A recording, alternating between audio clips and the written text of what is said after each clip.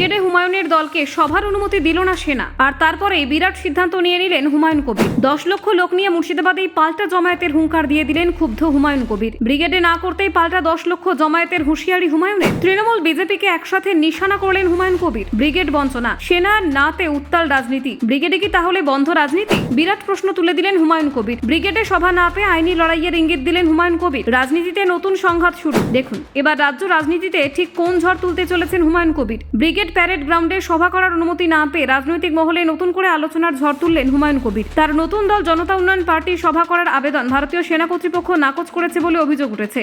এই সিদ্ধান্তকে কেন্দ্র করে রাজ্য রাজনীতিতে শুরু হয়েছে তীব্র চাপানোতর।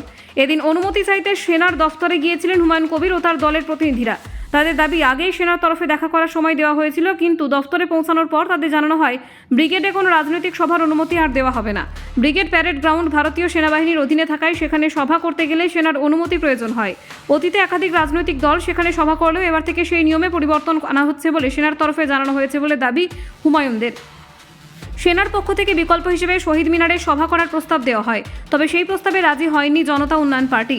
হুমায়ুন কবিরের বক্তব্য, শহীদ মিনারের জায়গায় তাদের প্রত্যাশিত জনসমাগমের জন্য যথেষ্ট নয়। ব্রিগেডের সভার অনুমতি না মেলায় পাল্টা বড় কর্মসূচির ঘোষণা করেছেন হুমায়ুন। তিনি জানান, আগামী 31শে জানুয়ারির মধ্যে মুর্শিদাবাদে বিশাল জমায়েতের আয়োজন করা হবে। তার দাবি সেখানে প্রায় 10 লক্ষ মানুষ সমবেত হবেন। হুমায়ুন কবির আরও বলেন, ভবিষ্যতে অন্য কোনো রাজনৈতিক দল ব্রিগেডের সভার অনুমতি পায় কিনা সেদিকে নজর রাখা হবে। যদি কোনো দলকে অনুমতি দেওয়া হয় তাহলে আইনি পথে যাওয়ার কথা স্পষ্ট করে দেন তিনি। ব্রিগেড ইস্যুতে নিজের ক্ষোভ উগরে দিয়ে হুমায়ুন বলেন, নির্দিষ্ট পদ্ধতি মেনে আবেদন করা হয়েছিল।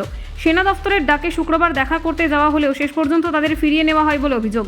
এর আগে এদিন দুপুরে কলকাতায় সাংবাদিক বৈঠক করেন হুমায়ুন কবির। সেখানে তিনি অভিযোগ তোলেন, সেনা দফতরে দীর্ঘ সময় বসিয়ে রাখা হয়েছিল তাদের। তখনই তিনি ইঙ্গিত দেন, অনুমতি না মিললে বড় কর্মসূচির পথে হাঁটবেন। সেই সাংবাদিক বৈঠক থেকে হুমায়ুন জানান, ব্রিগেডে সভা করতে না পারলে 1 ফেব্রুয়ারি মুর্শিদাবাদে 50 বিঘা জমিতে বিরাট জমায়েত করা হবে।